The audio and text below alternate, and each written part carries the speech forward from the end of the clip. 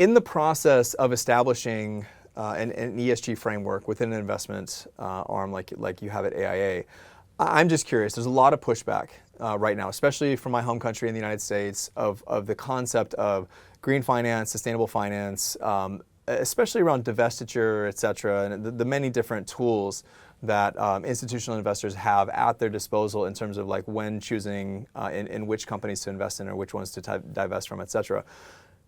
Is there any concern from your perspective that this is institutional investors effectively legislating morality through finance or using their clout to kind of push what are effectively considered political agendas that maybe some people disagree with? And just I guess just kind of expand a little bit further, because it's a little bit of a loaded question. There are a lot of people, especially in the political climate in the United States right now, that maybe still don't believe in concepts like climate change. Or to the extent that they do, they don't think there's that much human involvement in it. Or if you think about the social can be even more convoluted, like what qualifies as a social issue, especially things around diversity and equity, et cetera. I'm just curious if you find that there's any concern about pushback and how your team internally kind of navigates those very challenging conversations about what to invest in and maybe what to exclude from your portfolio. Sure, thank you. There may be some types of investors that have an ethical or morality-based approach to the way they invest. AIA is a life and health insurance company, so those are the products that we sell, life and health insurance. And for us on the investment side, we take the premium that our policyholders pay and to whom we owe a fiduciary duty, and we invest those sustainably to generate the financial outcomes that we can then use to meet our long-term liabilities. So from us, there's not a morality lens to it. For some of the exclusions, we excluded tobacco because that wasn't synonymous with our purpose of enabling our customers to live healthier, longer, better lives. Cluster munitions, coal because of the stranded assets risk and also the effects of climate change. And then climate change is a very topical issue because that's about people, planet, that has longer term implications for us as a human race, and particularly those of us who may have children or other relatives, that it's their future, and us as adults and responsible stewards, we owe it to them to also invest sustainably and try and mitigate the potential damages and effects from climate change. Yeah, again, thank you for that. I'm curious, as you're having these conversations internally, I can imagine there will be divergent opinions, right? Strong personalities, a lot of very, very smart people having legitimate perspectives that maybe aren't always in line. And so I'm just curious, as you're going through, for example, and determining, okay, we're going to pick tobacco, but not something else, not fast food, not alcohol, other things that maybe, someone may have a strong opinion that could maybe fit in that particular category. I'm just curious, like, how those conversations happen and what it's like to be part of that process. Sure, thank you. Tobacco was interesting because across our 18 markets in Asia, certainly there are some large tobacco companies that make up local stock indices. Sure. And so to tell some of our local chief investment officers and their investment teams that they cannot invest in those means that, for example, they may not be able to track the index, and there may be the tracking error may increase, and so there could be implications. But tobacco was challenging, but not that challenging in the grand scheme of things. Coal mining and coal-fired power generation was a different level, because not only did you have more of those companies across Asia, but more than one colleague pointed out, Asia's still developing. Yes. Certain parts of the economy need to have electricity. Not everyone has electricity. I'm from the UK. You might take electricity for granted, but not everyone has that. Yeah. How do you square off the need to contribute to those economies, those growing economies, and also the sustainable outcome? And we looked at a number of things. We looked at, is it going to be a blanket exclusion for across our 18 markets for these the coal mining and coal-fired power generation companies, or is it going to be a locally implemented exclusion list? And we looked at there's pros and cons to both, but ultimately We decided against a local version because that would mean that there could be reasons that people want certain investments to remain or to be able to continue to make those investments.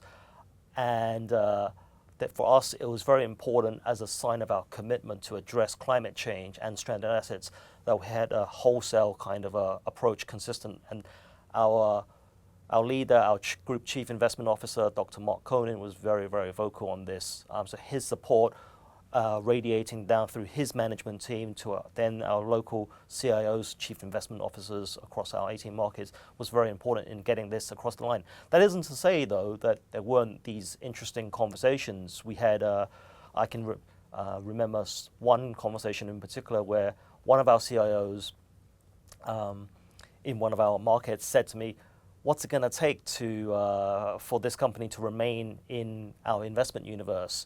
They had a coal mine asset that they were planning to dispose. He said, is it enough that they send us an email? I said, no, but they actually need to complete that divestment.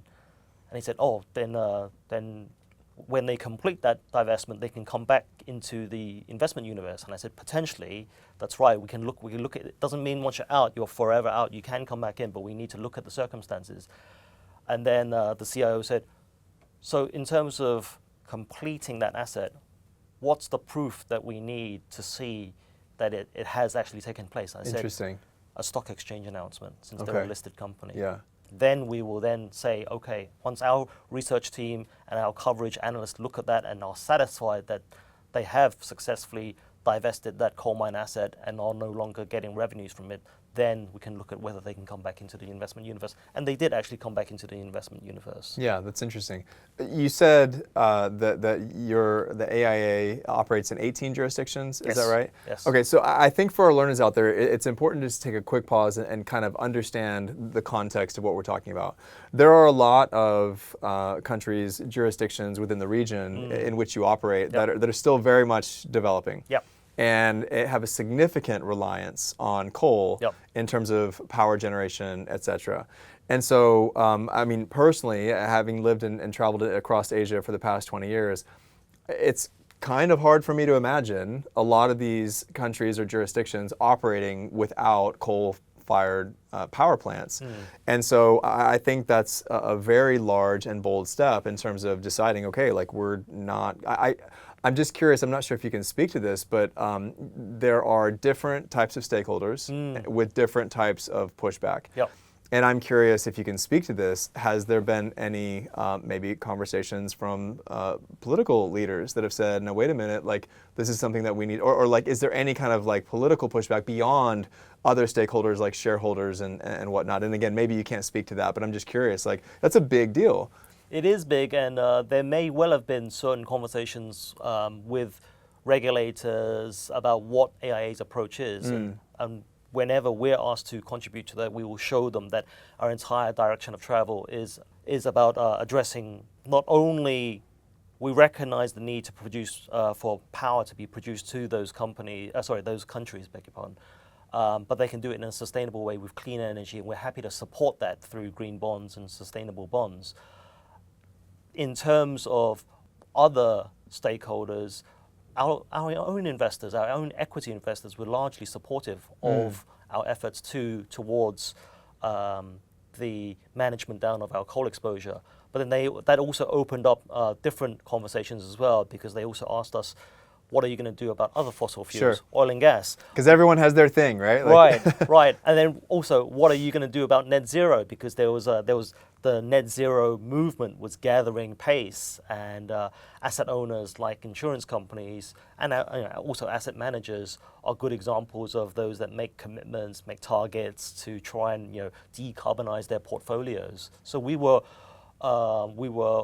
in the midst of that, and at the same time, when we were managing down coal, our investors were saying, what are you doing about net zero? And all we could say was, we're looking at the feasibility, watch this space. So anecdotally, in March 2021, we announced our manage down of coal. We actually had public divestment timeframes spanning years, but there was an overarching ambition to make a net zero commitment by the end of that year, 2021. So we actually accelerated the way that we manage down our coal assets, but they weren't done at fire sale prices. We managed it in a way that didn't cause losses to the portfolio. Yeah. And that was completed in October of 2021, as disclosed in our ESG report.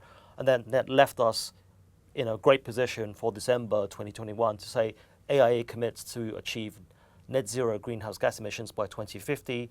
We're signing up to the Science-Based Targets Initiative, SBTI, methodology, and 100% of our in-scope companies to set and validate their own science-based targets by 2040. So that was a great commitment that led us to the next period of our work on net zero.